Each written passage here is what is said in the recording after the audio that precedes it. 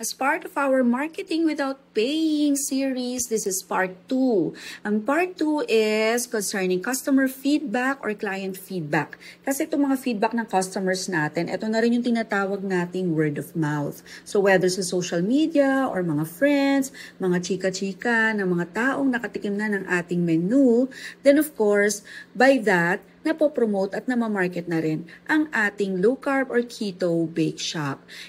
Eventually kasi malalaman mo kung ano yung mga best-selling items mo at yung mga unique offerings mo. Just like our shop at this point, no, ay yung ating nut-free and protein low-carb menu.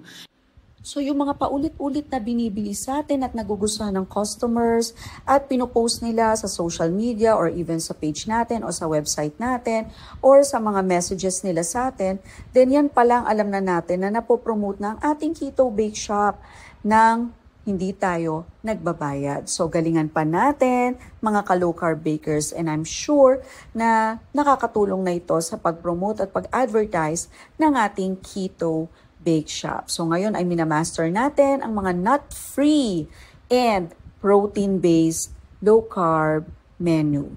So ayan po ang tip natin for today, and all the best sa iyong low-carb bake shop.